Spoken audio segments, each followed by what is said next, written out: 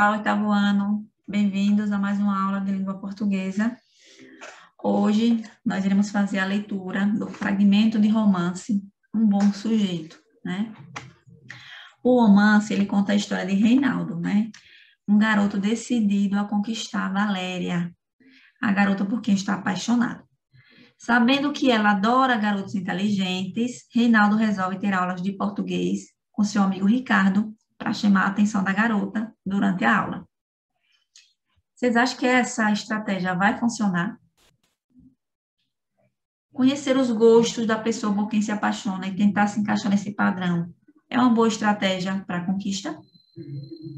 O que é que você acha? Vamos saber agora, né, se deu certo com o Reinaldo. Foram 5 tardes de muito estudo e Reinaldo tinha um objetivo a atingir. Por isso, tratou de prestar atenção às lições de Ricardo e raciocinar. Resultado, aprendeu direitinho o que queria. Hoje vou dar um show, garantiu a um colega no início da aula, alguns dias depois. Era só esperar a professora chamá-lo, pensou. 20 minutos passados, bateu a impaciência. Será que a professora tinha esquecido dele? No quadro negro, outro menino tinha acabado de grifar os sujeitos das orações que Márcia pedira. Parabéns! A professora cumprimentou os acertos. Reinaldo levantou a mão. Olhava para a primeira oração escrita no quadro.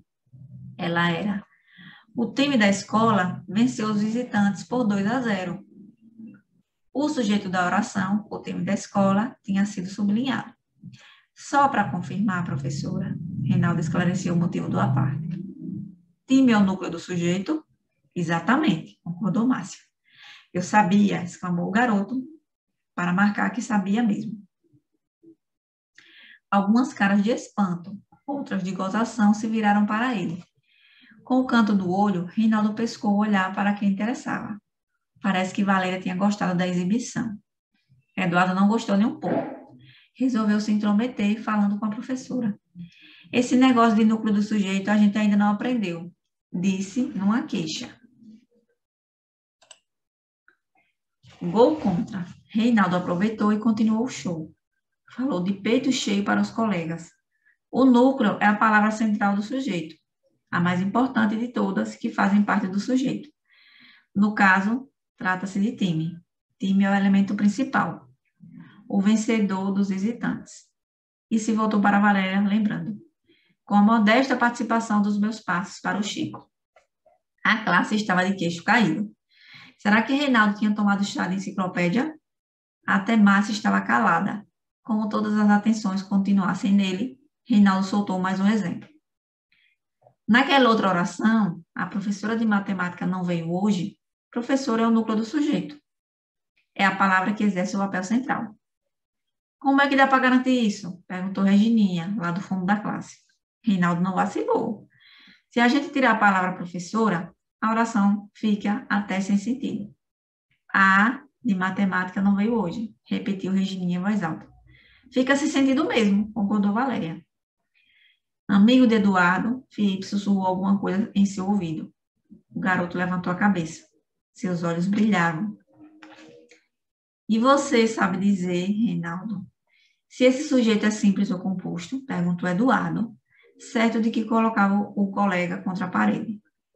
Quero ver sair dessa, comentou Felipe, apertando a mão do amigo. Muita gente ficou de orelha em pé para escutar a resposta. Márcia ainda não ensinara a classificação do sujeito. Para a maioria da turma, esse assunto só podia ser coisa fácil. Esse assunto não podia ser coisa fácil. É sujeito simples, Reinaldo respondeu, superior. Só tem um núcleo, professora. Aliás, como eu já disse. Todo mundo se voltou para Márcia, espantado, esperando a confirmação.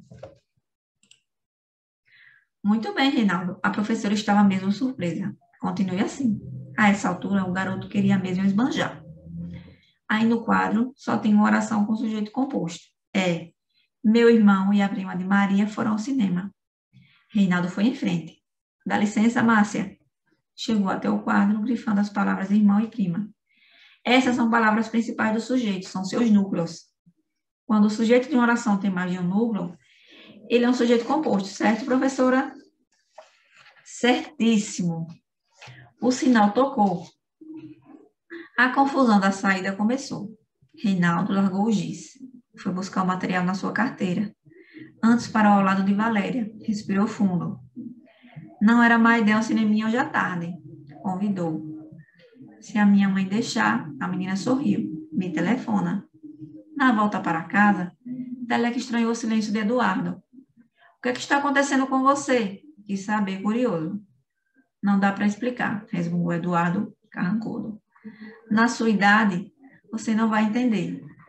A diferença de idade dos dois era pequena, mas Eduardo a usava quando queria evitar que Teleco se intrometesse nas suas coisas. O irmão menor ficava bravo. Deixa de ser crica. Eduardo precisava desabafar. É a Valéria, você sabe, falou vagamente. Se soubesse, não estava perguntando, retrucou Teleco impaciente. Antônio Carlos Olivier. E então, gostaram da estratégia de Reinaldo? Fica de lição aí para os garotos, viu?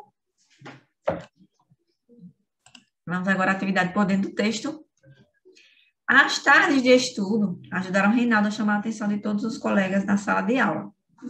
Entretanto, Eduardo não gostou da exibição de Reinaldo e utilizou uma estratégia para prejudicá-lo. Explique, né? Olha, auxiliado pelo amigo Felipe, né? Eduardo perguntou se o jeito de oração de que Reinaldo falava era simples ou composto. Eduardo atingiu seu objetivo? Não, né?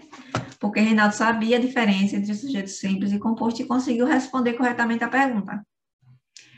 Por que Eduardo estava tão interessado em prejudicar o colega? Porque ele também estava interessado em Valéria. Então, é possível, né, que a gente conclua isso, porque no final do texto ele desabafa com o irmão, quando ele diz, é a Valéria, você sabe. 4. Leia duas definições da palavra estratégia. Estratégia, por extensão de sentido, a arte de aplicar com eficácia os recursos de que dispõe, ou de explorar as condições favoráveis de que porventura se desfrute, visando o alcance de determinado objetivo. Por extensão de sentido, né? Ardil, engenhoso, estratagema, subterfúgio. Qual dessas definições está relacionada à maneira de agir de Eduardo? A definição 4, né? E qual delas está relacionada à maneira de agir de Reinaldo? 3. Por quê? Reinaldo, ele utilizou uma estratégia, né? Ele traçou um recurso para alcançar o objetivo que ele queria. E já o colega não, né? Ele foi engenhoso, ele tentou prejudicar o colega, né?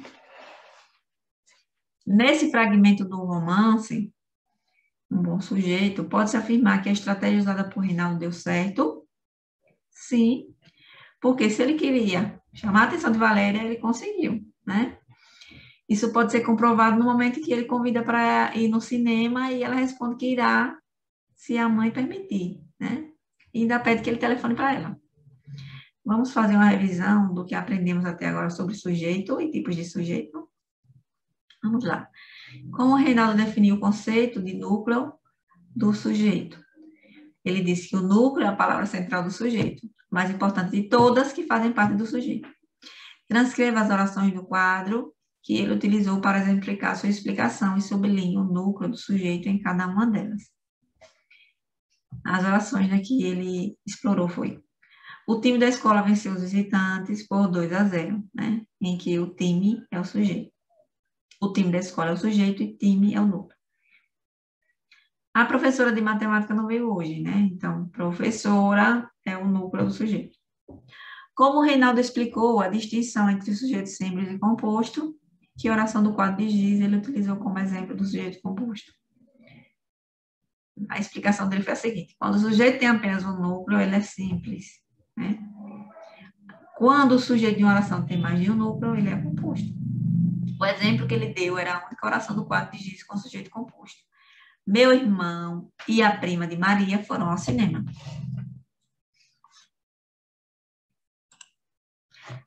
A aula chegou ao fim. Espero que vocês tenham gostado da leitura que fizemos e da revisão de uma forma literária, né, dos tipos de sujeito. Gratidão e até mais.